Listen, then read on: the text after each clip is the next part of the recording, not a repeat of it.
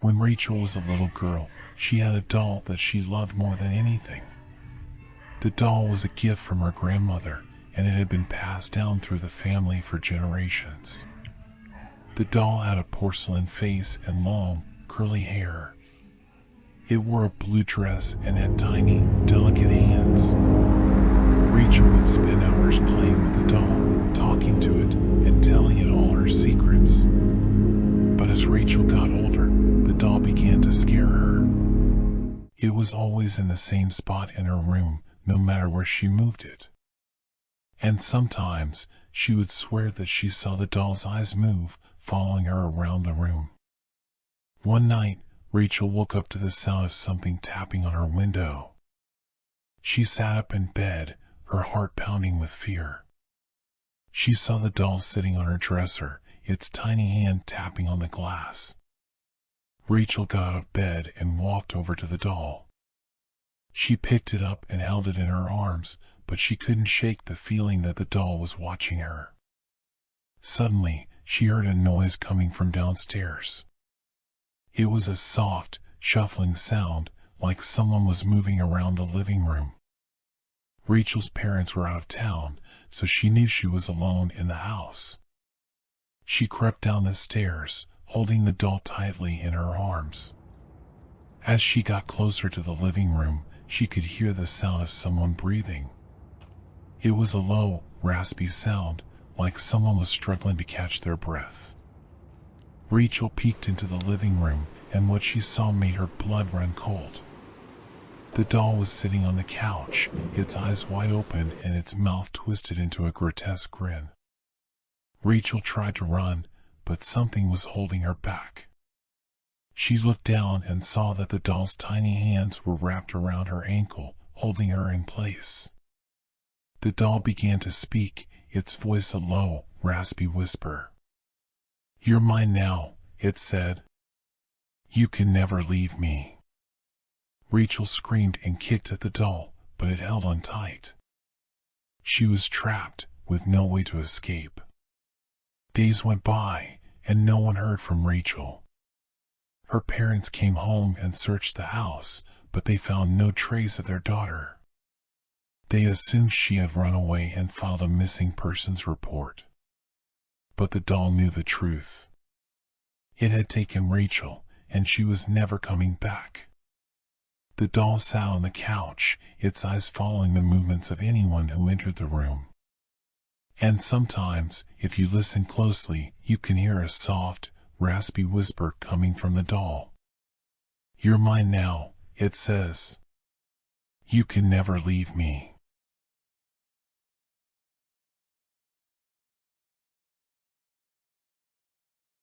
The old house on the edge of town had always been rumored to be haunted.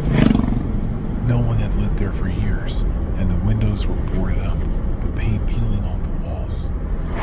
But that didn't stop a group of teenagers from daring each other to spend the night there. As soon as the sun set, they snuck into the house, their hearts pounding with excitement and fear. They made their way to the attic, where they set up sleeping bags and began to tell ghost stories to scare each other. But as the night wore on, they began to hear strange noises. A creaking floorboard, a whisper in the shadows.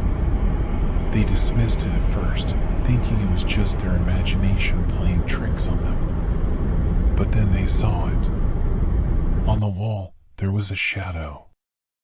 It was a silhouette of a figure, but it was unlike anything they had ever seen.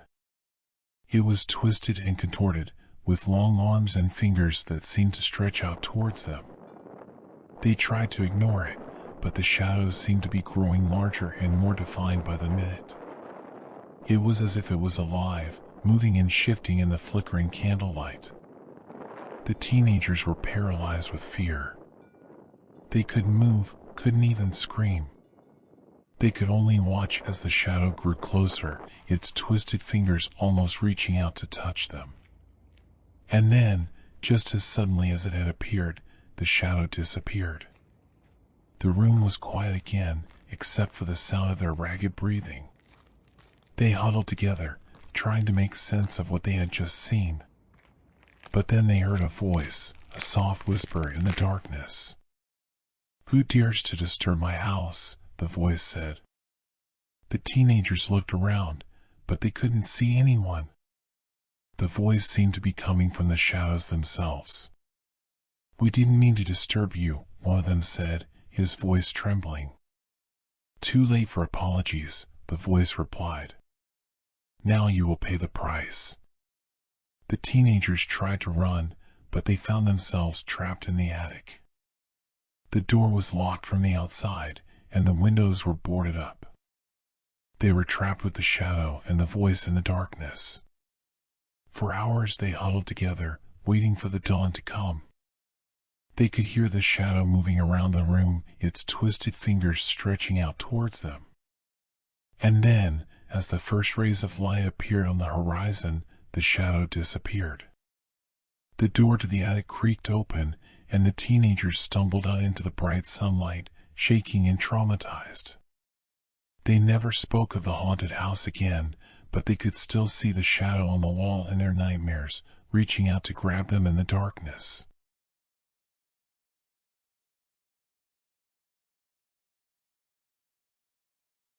We open on a dark, abandoned house in the middle of nowhere.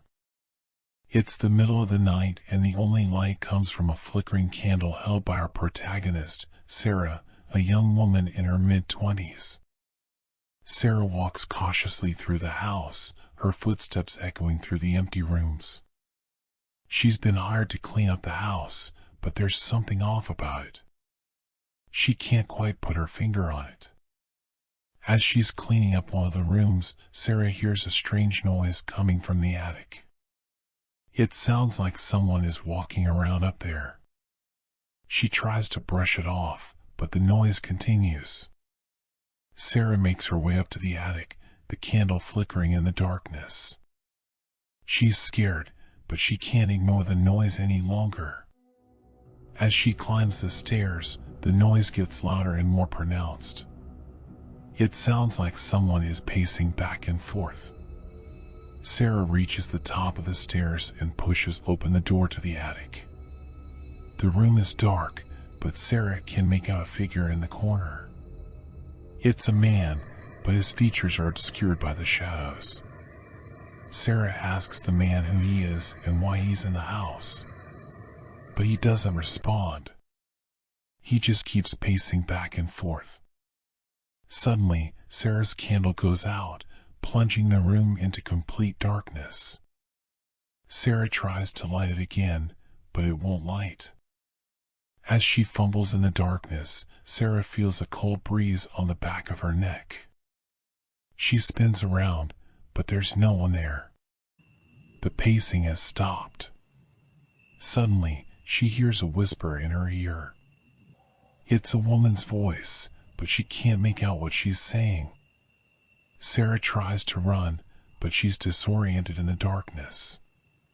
Just then, the candle flickers back to life, illuminating the man in the corner. Sarah can now see that he's wearing old-fashioned clothing and he's covered in dirt and grime.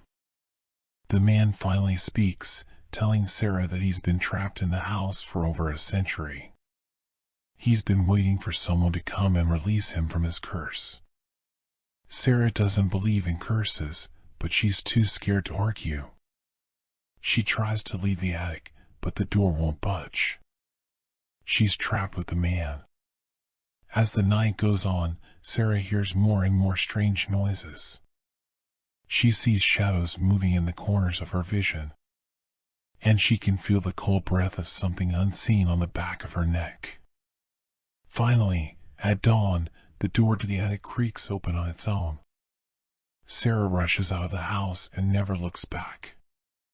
But as she drives away, she can't shake the feeling that something unseen is still following her, watching her every move.